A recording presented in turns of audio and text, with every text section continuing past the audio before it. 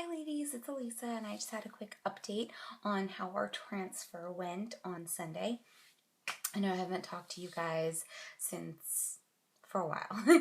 I've been really lax in my YouTube updating, so I'm sorry about that. But on Sunday, we drove to the clinic. Our appointment was at 10:15, and we had to you have to take the diazepam at a certain time and to relax your body, and they wanted you to do your last urination at a certain time and then drink a certain amount of water to make sure that your bladder was just full enough.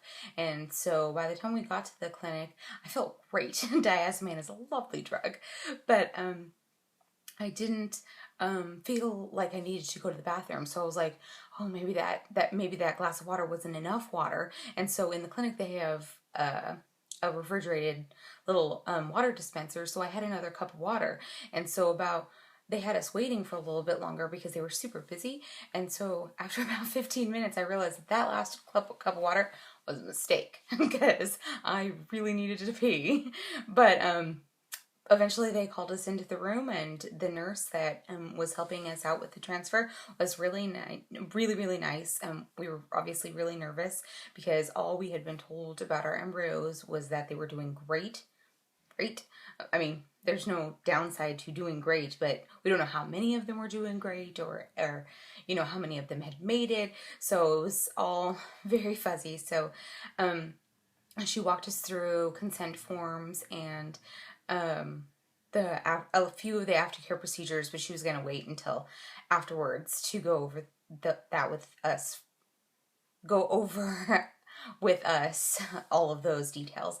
And she said, I'm going to be the mean one who's holding down the ultrasound thing on your bladder. So I'm sorry.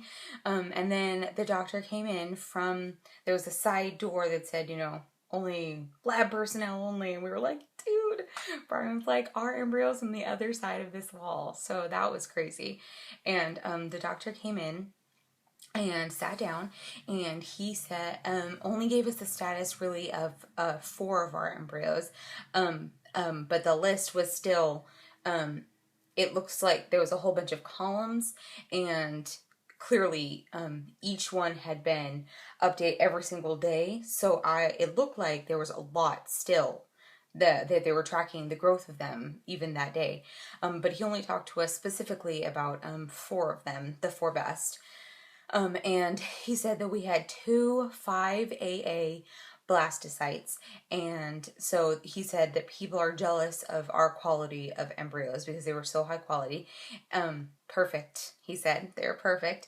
And he said that one was a 3AA but would be 5AA by the next day, so he wasn't concerned about that at all. And then he mentioned that one was a 5AB or 3AB. It was a 3AB, but he said that there was still time for things to grow, and he wouldn't really give us an update on any of the others. So he explained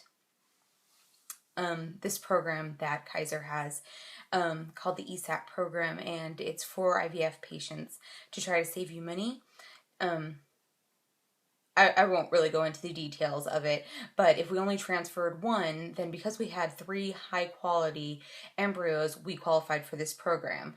If we transferred 1, if you transferred 2, you did not qualify for this program. So if they don't take, or it ended up, well, basically if this fresh transfer didn't take, then we would have to pay out of pocket to try to transfer more in the future. But even in the waiting room before all of this had begun, me and Brian were really struggling with the 1 versus 2.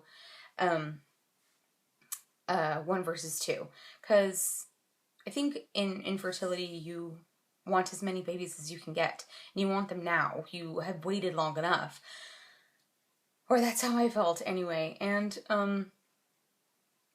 it was hard. I'm not gonna lie, that was really hard. In the waiting room, Brian was like, we're only gonna do 1 or 2. And he said that like 6 times, and I was like, dude, you can't be wishy-washy if I'm wishy-washy, because I'm like, stick them all in. They're all mine. I want them all. I want them all inside right now to be safe and home with mom.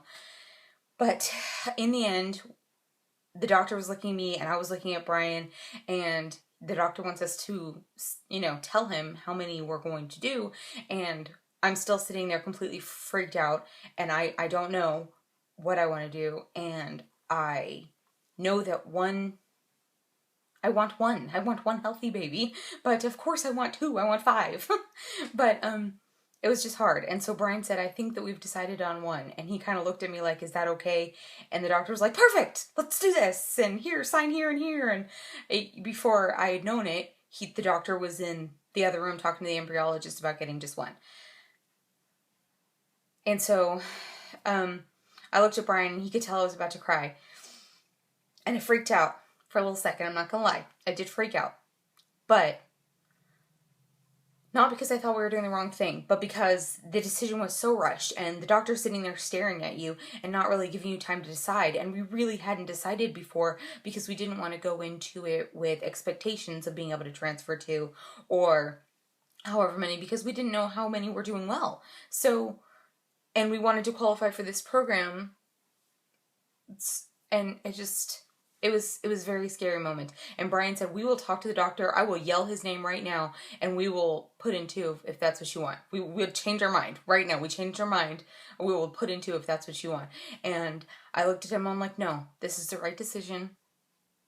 I just want one healthy baby. I want one healthy baby. So we only transferred one 5A blast, and here it is. I don't know if you guys can see. Oh, yep, there it is. So that is inside me right now, except for, way smaller, obviously. So that's it. And that one moment of hesitation and scariness was all there was. And then the procedure was really easy, just like an IUI, except for they have you look over at a screen so that you can see the catheter go in, and you can see your uterus and your really full bladder, and it's just like, this is where they're going to put it in. And then the embryologist walks in with a little petri dish and, is handing it to the doctor, and looking over at the screen was giving me the heebie-jeebies, because you don't like to think about the catheter down there, and then seeing it in there was wigging me out. So I did miss a moment of our child's conception, theoretically, or entrance into my womb, because I was looking over at Brian, like letting him calm me down, because I'm like, dude, there's like this ginormous tube inside me that's super creepy. And so she said, okay, that's it. And I looked over, and it was already done. Catheter was gone, and the little sonogram and stuff on the ultrasound screen. And she's like, do you see it? That's it right there. And me and Brian are like, sure. Okay, that's it. But it's just, a lighter gray blob in a screen of gray blob. So it was magical. I want to say it was magical because it was crazy that it was happening. But really, I didn't really know what I was looking at, because really it was just a little gray blob and a little surface of gray blobs. So it was amazing. But I didn't know what I was looking at. And it was just crazy to know that this little guy right here was being placed inside me. That was crazy. So we've been calling it Sprout. So we're hoping that it sprouts. It digs in and makes itself at home. So today, currently, it is 2 days past my 5-day transfer. So that would make Sprout 7 days. He's a 7-day-old embryo. And so it's been 2 days. I've been poopo for technically 2 days. So that's crazy. And poopo is P-U-P-O for those people who are not in the TTC community or new to it. And that stands for pregnant until proven otherwise. So I'm pregnant until proven otherwise. After the procedure, we're laying there for 15 minutes, and while I'm laying there, the nurse is having me sign another consent form, and she's explaining the whole aftercare procedures. And it's crazy because I've been doing this whole IVF process by 1 day at a time. What are my next shots for tomorrow? What is my next shot for, always that evening? What pills do I have to take today?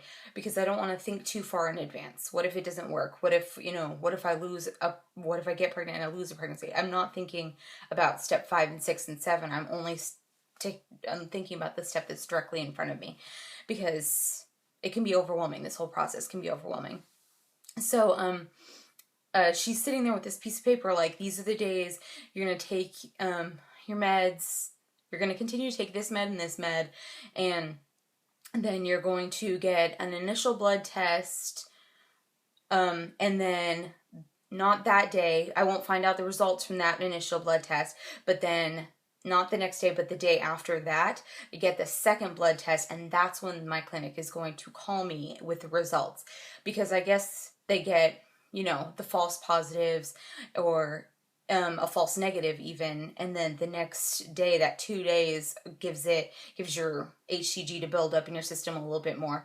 So they'll either call me that day with bad news, or they'll call me with what's seemingly good news. And she didn't give me dates for like an ultrasound after that, because obviously we're waiting for a positive pregnancy test to do that. So that, well, and then she's like, well, if this does work, then this is your possible due date. And I'm like, wait, slow your roll, girlfriend. I'm like, my possible due date? We don't even know if this thing worked yet. So you're showing me step 20, and I'm only way back here at step 2. So, I was like, dude, yeah, my due date, okay, let's not go that far into it. But it's there on a piece of paper, written down somewhere in my room right now, my possible due date. So it's exciting. It's crazy. I'm like overjoyed and completely like flabbergasted that I've got a fertilized embryo inside me right now. Technically, I'm pregnant, but I can't wait. I'm super excited for my blood test, and